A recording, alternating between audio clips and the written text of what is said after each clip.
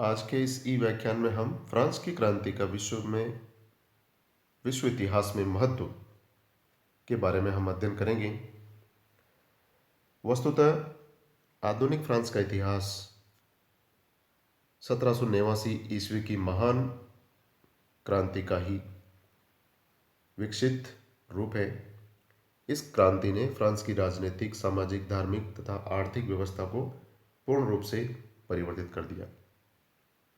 France की क्रांति मात्र एक राष्ट्रीय घटना नहीं थी, अपितु इसके सिद्धांतों, स्वतंत्रता, समानता तथा बंधुत्व के नारों से संपूर्ण यूरोप गूंज उठा।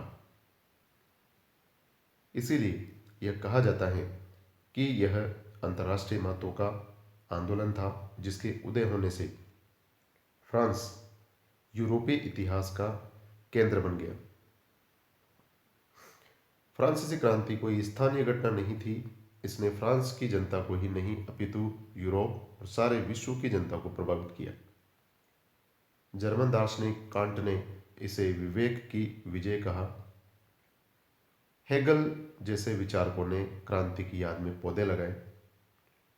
बास्तिल के पतन के बाद सेंट पीटर्सबर्ग की सड़कों पर विद्यार्थी खुशी से नाचे। अंग्रेज कवि वर्ड्सवर्थ ने अभिभूत होकर अपने युवा एवं फ्रांसीसी न होने का खेद प्रकट किया। इंग्लैंड के प्रमुख whig नेता फॉक्स ने क्रांति को अपना समर्थन दिया और बास्तिल के पतन के बारे में कहा कि संसार के इतिहास में वह कितनी बड़ी घटना और कितनी अच्छी थी। तो फ्रांस की क्रांति के बारे में इतिहासकारों के इस तरीके के विचार रहे हैं। बास्तिल पेरिस से थोड़ी ही दूरी पर छोटा सा किला था, जहां प्राय राजनीतिक बंदी रखे जाते थे। जनता इस किले को निरंकुशता एवं अत्याचार का गढ़ मानकर उससे घृणा करती थी। बास्तिल के प्रशासक ने अपने कुछ सैनिकों की सहायता से कुछ दूर तक भीड़ को रोकने का प्रयास किया, परंतु अंत में उन्होंने समर्पण कर दिया और वह भीड़ किले में घुस गई और उसने सभी बंदियों को रिहा करके किले को तहस नहस कर डाला था तथा किले के अधिकारियों को मौत के घाट उतार दिया गया। लोग यादगार के लिए यहाँ से लोहे और पत्थर के टुकड़े अपने अपने घर ले गए और बास्तिल के दुर्ग का नामो निशान मिटा दिया गया और इसीलिए बास्तिल के पतन से पेरिस में अपार हर्ष की लहर दौड़ गई। यह घटना 14 जुलाई 1789 की है और 1789 ईस्वी की फ्रांसीसी क्रांति की यह एक महत्वपूर्ण घटना थी। फ्रांस की क्रांति का विश्व पर हुए प्रभाव का मूल्यांकन करना सरल नहीं है।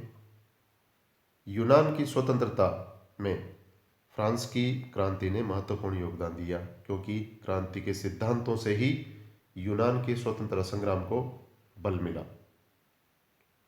इटली के एकीकरण में नेपोलियन की महत्वपूर्ण भूमिका रही। फ्रांस की क्रांति के स्वतंत्रता सिद्धांत के आधार पर इटली निवासियों में भी एक होने की भावना का संचार हुआ। नेपोलियन ने पवित्र रोमन साम्राज्य का अंत करके जर्मनी के एकीकरण का मार्ग प्रशस्त किया। फ्रांस की क्रांति के व्यापक प्रभावों से इंग्लैंड भी अछूता नहीं रहा। फ्रांस की क्रांति के फलस्वरूप हुए रक्तपात ने इंग्लैंड वासियों को क्रांति का विरोधी बना दिया। तो इस प्रकार से फ्रांस की क्रांति के विश्वव्यापी प्रभाव हुए, जिनका आज हम इस व्याख्यान में अध्ययन करेंगे। तो सबसे पहले हम बात करते हैं इंग्लैंड पर प्रभाव की।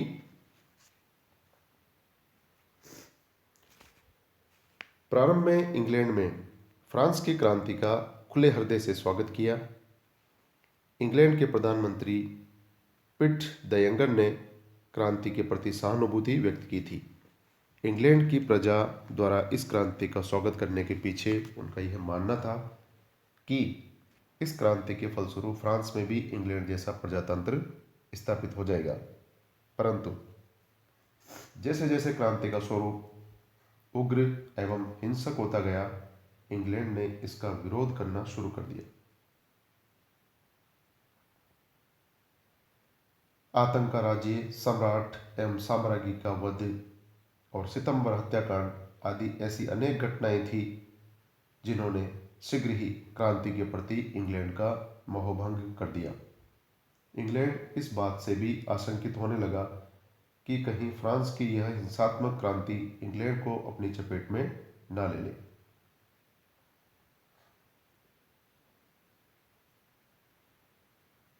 प्रधानमंत्री पिट ने इंग्लैंड में इस क्रांति के प्रभाव को अंकुशित करने के लिए प्रतिक्रियावादी नीति को कार्यान्वित किया। उसने समाचार पत्रों की स्वतंत्रता, राजनीतिक सभाओं और भाषणों पर प्रतिबंध लगा दिए। संदिग्ध विदेशियों पर कड़ी नजर रखी जाने लगी तथा सभी प्रकार के राजनीतिक एवं संवैधानिक सुधारों को कुछ समय के लिए स्थगित कर दिया गया। मजदूरों के संगठनों के गठन पर भी रोक लगा दी गई।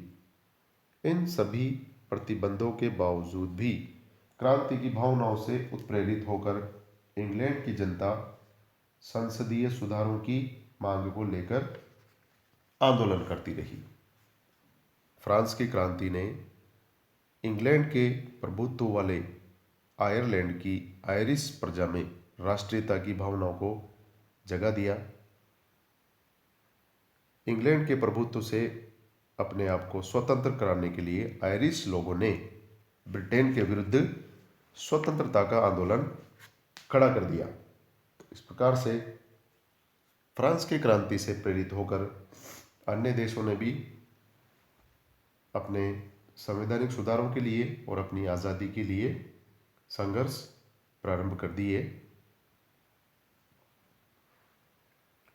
इस क्रांति के प्रभाव मात्र फ्रांस या इंग्लैंड तक ही सीमित नहीं रहे, बल्कि समग्र यूरोप ही इस क्रांति की लहर से प्रभावित होता दिखाई दिया।